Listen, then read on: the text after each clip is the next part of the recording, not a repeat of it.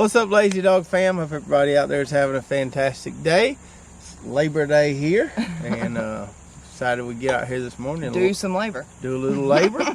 On the last video, not the last video, I think the video before last, I showed you weed eating one row of our sweet potatoes here. Supposedly, or you know, it seemed to work for us in years before. If you cut the vines down, it makes the skins a little tougher. Also makes it way easier to harvest. Way easier. Because you're not pulling all these vines out of the way. So we've tried that before. It's difficult. These have been weed eated about 4 days now. Tell you something, guys. There's some kale right there for a chicky chicks to eat. Yeah. There's some kale right there for the cheeky chicks to eat. They've stripped all my kale plants down. Like, yeah. If they weren't dying, they are now dead. Yeah. The boys. That's right. So we're going to get this row of Georgia Jets out today. Once we dig those, I'll weed eat the next row, and then we'll wait a few days, dig those, and hopefully in, I don't know, a week or so we'll end up having them all dug. We're right at about 100 days here. We had several people on social media asking us, what happens if you just leave them there? And we have, I don't know if you remember, yes. We have dug ours too late before, and they just get huge and they split, and some of them rot. And there's nothing grosser than sticking your hand in a rotten sweet potato. yeah, So I don't. that's the grossest thing out there. I mean, not the grossest, but it ranks pretty high up there. So I don't recommend leaving them in the ground that long. And those real big ones are tough to cut. I mean, they're not they're good. you don't think they're good? I don't think they're very good. I need to tell you something, guys. And once I get four, that my channel gonna be we cook it we pick it. We cook it, we pick it. We cook it, we pick it. You are really hyping that channel. Yeah. Seems like every video that you appear on, you're hyping this channel. Non-existent channel. Everybody ought to be good and ready for it by the time it comes. Anyway, so we're going to dig sweet potatoes, and then I want to show you our corn sheller we got mounted. Once we do that, Oh, so show you how that's working, and hope you guys enjoy it. So let's get digging. Time is sweet tater time. That's right. It's sweet tater time. Okay, Tata, you and Mama get down there and scratch them up.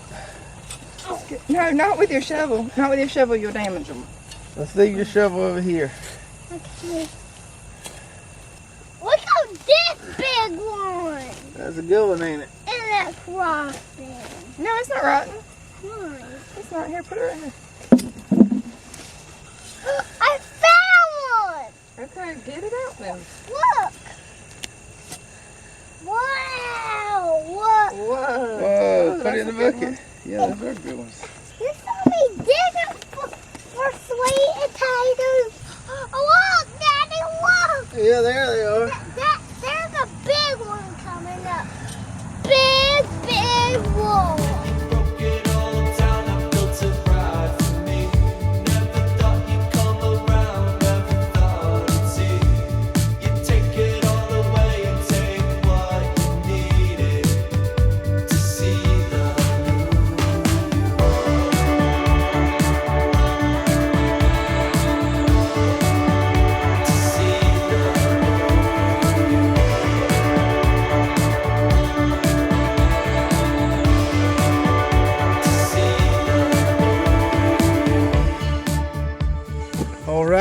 All right. We got them dug. We got 2 buckets here. This red bucket's a little bigger than 5 gallon, a 5-gallon bucket here.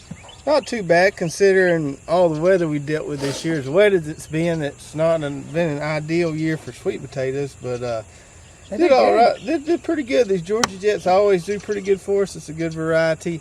Having them on hills definitely helped with all the rain and the moisture, healing them up high there. So the water can drain off. The water can run off into the valleys there between the rows. That certainly helped this year. It would help any year, but especially this year, it really helped. Well, there was a few in there that were rotten. 4. 4. That's it. Which is not That's bad huge. considering all the rain we've had. Let me find. So this is what we're going for here. About this size right here. That's a nice one right there. That's a pretty good one right there. And my big one. And your big one, where's it at? And it's really long. It's really long. Is that it? Yeah. Okay, here, you hold it. Show them that big one. Show the camera. There you go. So those, we don't really like, as I said earlier, those real giant ones. So this is a good size. This is a good size for us. What was you going to say about digging them? I was going to say, I'm sure that y'all thought, why are y'all just doing one row at a time? Whew, let me tell you.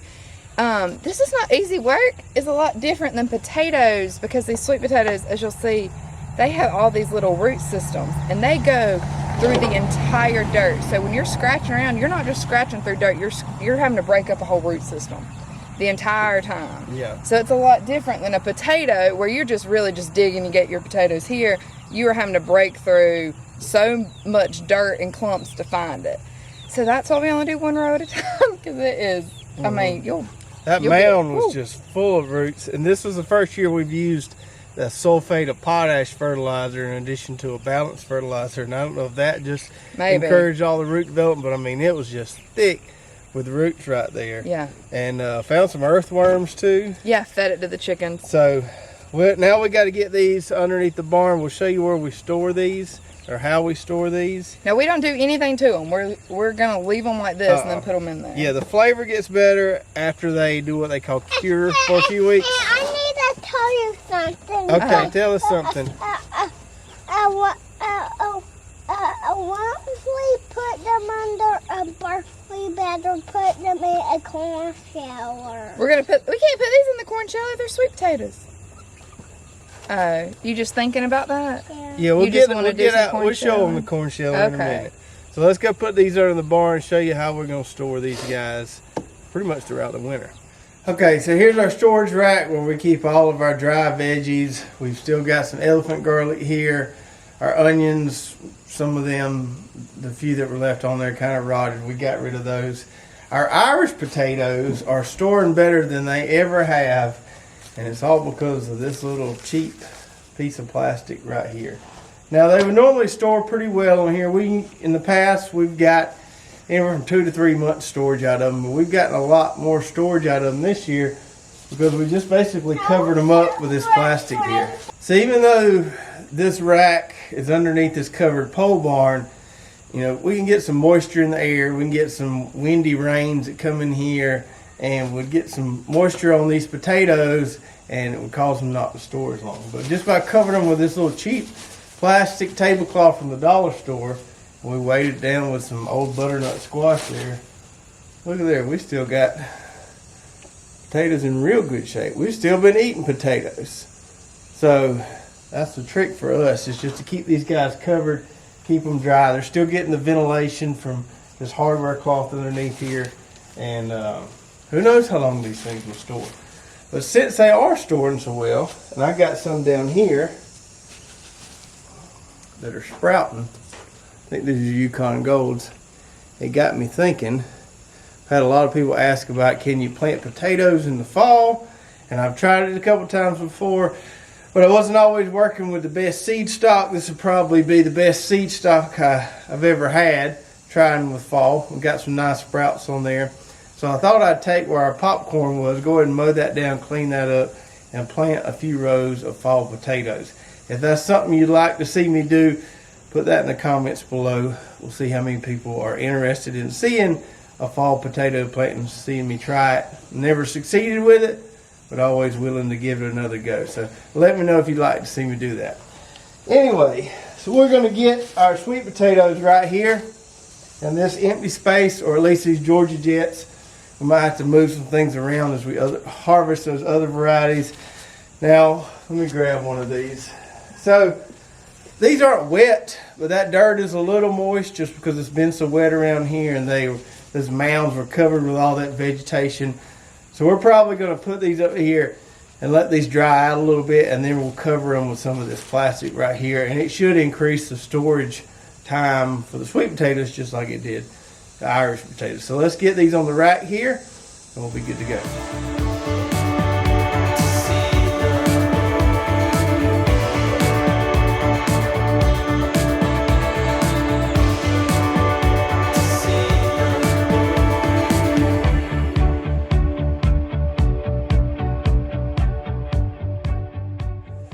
So there we go. That's all the Georgia Jets right there.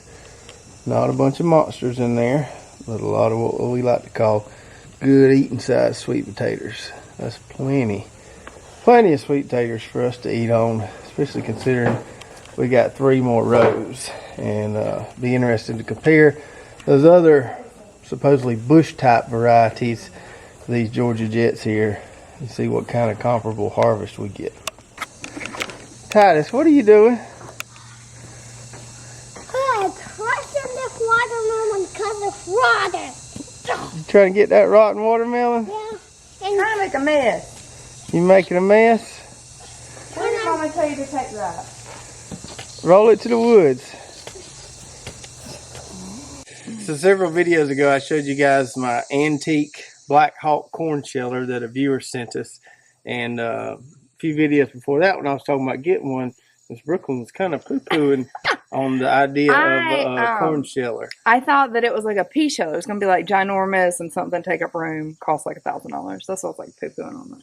Anyway, we got it mounted on a box this weekend, started shelling some of our popcorn. Oh, and, so nice. And she has changed her tune a little bit on the corn sheller thing. Oh, that's because I tried to shell it by hand, and then an hour later in bloody thumbs, I was like, well, this is not going to work. So let me show you how we mounted this thing, and then we'll go get some corn out of the freezer, and we'll show you how it works. So here it is, mounted on this box here. This is just scrap lumber I had laying around. I made a 2x2 box here. These nice big boards here. I wanted to use something a little, big and sturdy here because that corn sheller is a little heavy and I didn't want the box to topple over. I wanted it to be able to sit flat like this. Just made a 2x2 box. It's got a plywood bottom on it. Now as far as mounting this thing, several ways you could probably do this, but this is the way I figured was best. So I just cut a notch in that wood there. You can see that. I just used a little handsaw, cut a notch there so that would sit in there and the handle could turn freely there. Now this one, when he sent it to me, it didn't come with 2 wing nuts. There would be one right there, it looks like. But this one is good enough to hold it. And I don't know if you can tell on this side. You can't really tell. Anyway, on each side of this thing, there's 2 little nubs that stick out there. And I guess they're for some other kind of mounting. So to get this thing level, I had to take a paddle bit and drill just a little indentation in the wood there so those nubs kind of sit in there. And this thing sits in there nice and flush. It's in there good. When you move it. Right there. Yeah, Tata's got a cut right there. So it's nice and sturdy here. These things, as one viewer mentioned, are the Cadillac of corn shellers. You can find them on eBay for around 40 bucks or so. And even if you don't think you'd use it much, highly recommend getting one. It's just nice to have. So when we shell the corn, it falls in the box there. We can just scoop it out of the box. This whole setup here is a little heavy, but not too heavy to move around. When we get ready to use it, we just put it on the back of the mule like this. So I'm sure there's several different ways this thing could be mounted. I've seen them mounted several different ways, but this is the way we wanted to do it, and it's worked out really nice so far. We just stick them in here.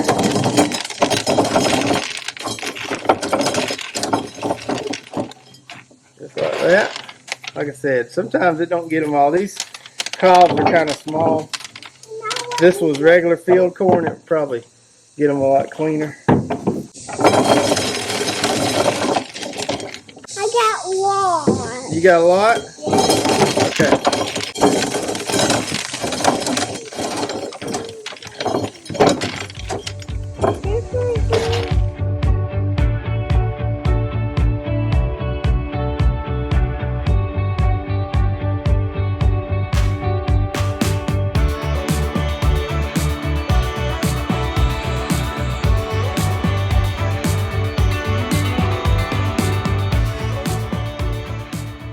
How much faster is this than doing it by hand? Oh my goodness. Like, I mean, just imagine I was going with this. Yeah.